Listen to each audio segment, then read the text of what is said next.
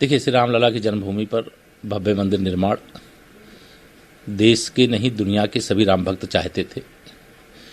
500 साल की लड़ाई माननीय प्रधानमंत्री श्री नरेंद्र मोदी जी के नेतृत्व में सरकार बनने के बाद वो समाप्त हुई है। रामलला के पक्ष में फैसला आया है और रामलला का भव्य मंदिर बने, एक राम भक्त के नाते और कार सेवक के नाते, एक श्री राम जन्मभूमि आंदोलन का एक सिपाही होने के नाते इससे अधिक खुशी की कोई बात नहीं है। और आज से जो श्री राम जन्मभूमि पर भव्य मंदिर निर्माण के लिए लोगों का जो आर्थिक सहयोग प्राप्त करने का एक अभियान चला है, देश में इसको लेकर के जबरदस्त उत्साह है। और सभी से मैं अपील भी करता हूं कि जो जिस प्रकार से अपना योगदान, कोई गिलहरी वाली भूमिका निर्वाह करेगा, कोई नल नील की भूमिका निर्वाह करेगा, तो कोई हनुमान जी की भूमिका निर्वाह करेगा, लेकिन सब लोग भगवान श्री रामलला के भव्य मंदिर निर्माण में अपना सहयोग करें, योगदान करें, ऐसी विनम्र अपील करता हूं। और हमारे लिए, देश के लिए इससे अधिक प्रसन्नता की कोई बात नहीं है। भगवान श्री राम राष्ट्र भी हैं, संविधान की जो मूल प्रति है उसमें भी भगवान श्री राम जी विराजमान हैं।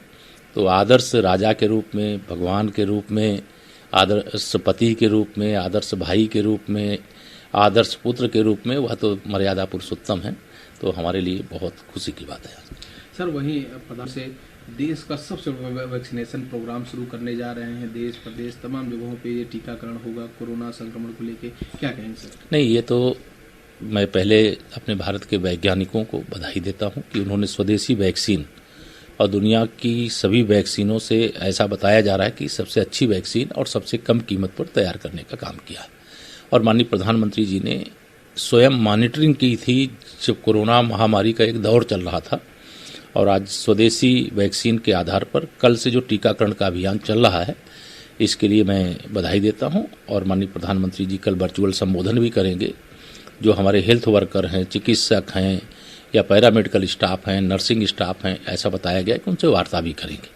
तो सबकी नज़र भी है। और अगर उत्तर प्रदेश की दृष्टि से कहूँ तो यहाँ तैयारी भी पूर्ण रूप से की गई है। और उत्तर प्रदेश में भी वैक्सीन जो व्यवस्था बनी है भारत सरकार की ओर से, उत्तर प्रदेश सरकार उस व्यवस्था के अनुरूप सारी तैयारी कर चुकी है और उपलब्धता के आधार पर आगे इसको हम बढ़ाते जाएंगे।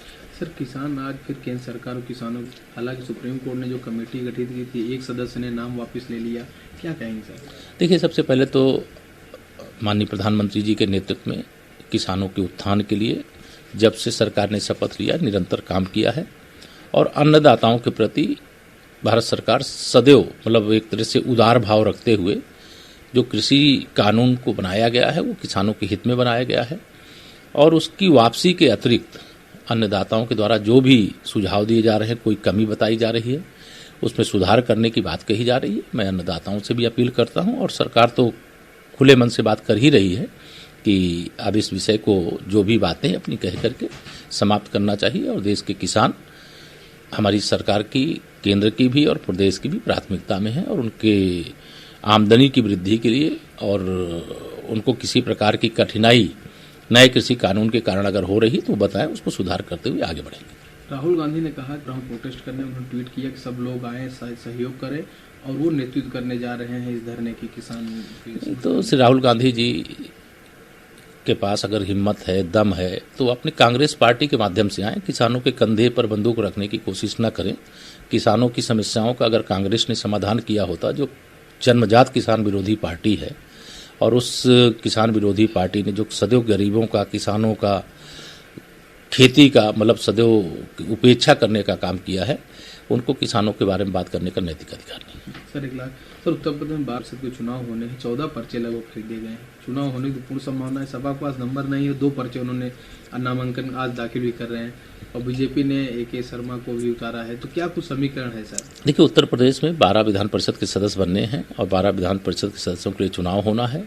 जिसके जो नंबर होंगे उसके हिसाब से वो लड़ेंगे और जीतेंगे। भारतीय जनता पार्टी का नेतृत्व जो भी तय करेगा उसके हिसाब से हम यहाँ सीटें, यद्यपि समाजवादी पार्टी ने मतलब क्यों 2 पर्चे खरीदे हैं, मेरे भी समझ से परे हैं, लेकिन भारतीय जनता पार्टी को तो ये अधिकार है कि हम 11 सीटों पे लड़ते, लेकिन सपा की हैसियत 2 सीटों की नहीं।